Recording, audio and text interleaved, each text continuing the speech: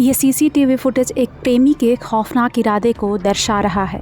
दरवाज़ा बंद किया, इसका शोर तो आपने नहीं सुना होगा, ना ही इससे पहले इस कमरे में क्या क्या हुआ इस बात की भी किसी को भनक लगी। लेकिन जब पुलिस ने इस कमरे के दरवाजे पर दस्तक दी और ताला तोड़कर अंदर गए तो अंदर का नज़ारा देख पुलिस के भी होश फाख्ता हो गए।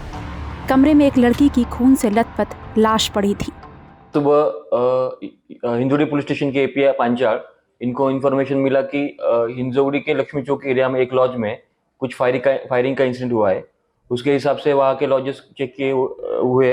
एक लॉज, एक टाउन हाउस करके जो ओयो लॉज है, उसमें रूम नंबर 306 में चेक करते हुए वहाँ एक महिला नाम है वंदना द्विवेदी, इसका बॉडी मिला।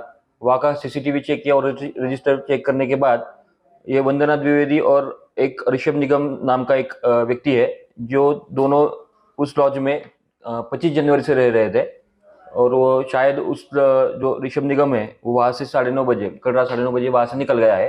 तो उस पर प्राइम सस्पेक्ट वही है, ऋषभ निगम। उसके हिसाब से अभी इन्वेस्टिगेशन चालू है। प्राइमरी इन्फॉर्मेशन हमारे पास प्राप्त हुई है, उसके हिसाब से वो महिला एज अ IT इंजीनियर करके काम करती थी। वो लड़का है वो लखनऊ में रहने वाला है, ऐसी मालूमात है। वहाँ से अभी हमारी टीम रवाना हो गई है और जल्दी से जल्दी वो ताबे में आ जाएगा। रूम नंबर 306 होटल का यही वो कमरा है जहां पर हिंजोड़ी की एक बड़ी कंपनी के IT फर्म में काम करने वाली वंदना द्विवेदी को उसी के प्रेमी ने मौत के घाट उतारा है। दोनों करीब 10 साल से एक दूसरे के साथ रिलेशनशिप में थे। ऋषभ पुणे से वंदना से मिलने ही आया था। वंदना काफ़ी खुश थी कि उसका प्यार उससे मिलने आया है। उसे नहीं पता था कि जिसके लिए उसने होटल बुक किया है और उसके आने का इंतज़ार कर रही है, वही उसकी जान का दुश्मन बन बैठा है। और होटल का यही वो कमरा है जहां पर ऋषभ अपनी प्रेमिका वंदना के साथ 25 जनवरी से रह रहा था। ऋषभ लगातार वंदना के सामने एक्टिंग करता रहा कि वो उससे मिलकर बेहद खुश है। वंदना को ज़रा भी शक नहीं हुआ कि ऋषभ उसे मारने वाला है, लेकिन अंदर ही अंदर ऋषभ वंदना से खार खाए बैठा था और वो उसे मौत के घाट उतारने की फिराक में लगा हुआ था। ये मौका मिला उसे शनिवार यानी कि 27 जनवरी की रात को, जब उसने वंदना की गोली मारकर हत्या कर दी और उसके बाद वहां से फरार हो गया।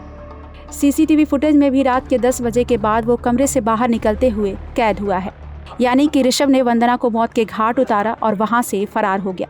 लेकिन पुलिस ने उसे मुंबई से धर दबोचा और अब उससे पूछताछ की जा रही है। पूछताछ के बाद ये जानकारी सामने आई है कि ऋषभ को वंदना पर शक था कि उसका किसी और के साथ अफेयर चल रहा है।